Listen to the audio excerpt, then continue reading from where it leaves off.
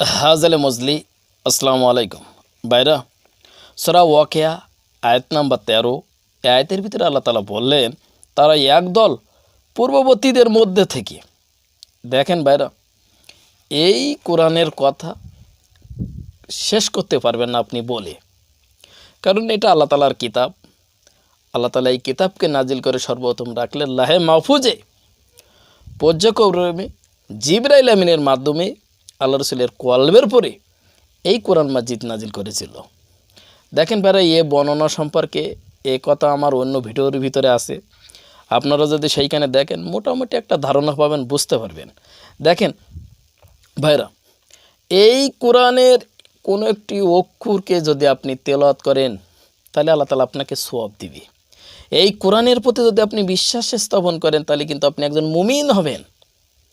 কিন্তু বর্তমান ক্ষেত্রে আমাদের এমন একটা অবস্থায় আছে, আমরা সেই পূর্বের শক্তি, আমরা যে আলমে আরও আল্লাহ তাআলার সাথে ওয়াদা করে এসেছিলাম যে আপনি আমাদের রব, সৃষ্টিকর্তা, পালনকর্তা, সেই কথা স্মরণ নাই। এইখানে এসে আমাদের কৃতকর্ম আমরা নিজেদের উপরে জুলুম করে সেই মহান আল্লাহ তাআলার সাথে যোগাযোগ আমরা আর করতে পারি না।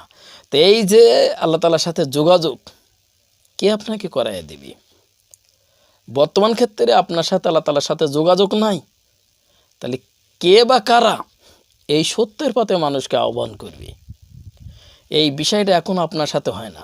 বিভিন্ন মানুষ আছে, তারা আল্লাহ তাআলার কথা বলে, কিন্তু তাদের কলবের ভিতরে সেই পর্যায়ের শক্তি, সেই আধ্যাত্মিক শক্তি কিন্তু নাই।